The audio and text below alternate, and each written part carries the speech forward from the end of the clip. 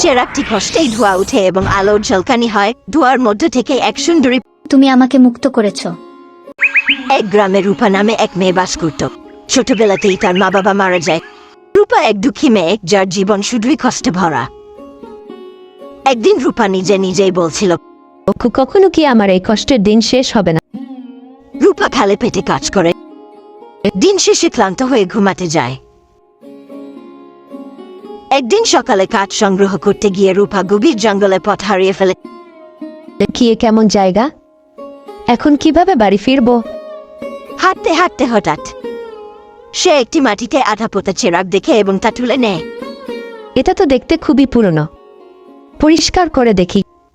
চেরাগটি কষ্টেই ধোঁয়া উঠে এবং আলোর ঝলকানি হয়। ধোঁয়ার মধ্য থেকে এক সুন্দরী পরী বেরিয়ে আসে।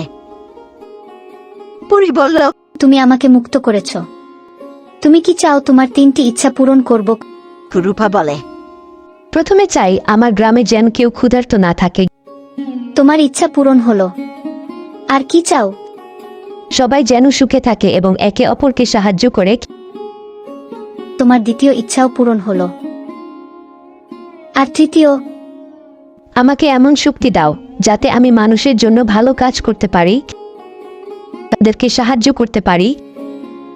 আমার ইচ্ছাগুলো প্রমাণ করে তুমি খুব ভালো মনের মানুষ। সব ইচ্ছা পূরণ হলো। মনে রেখো, প্রকৃত সুখ অন্যকে সাহায্য করায়।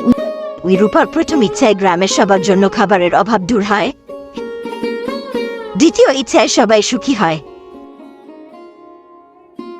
তৃতীয় ইচ্ছায় রূপা গ্রামের মানুষের সমস্যার সমাধান করে। রূপার জীবনের শিক্ষা হলো, অন্যকে সাহায্য করার মধ্যেই প্রকৃত সুখ। এভাবেই তার দুঃখ কমে গেল। জীবনের অর্থ খুঁজুন ভালো কাজের মাধ্যমে।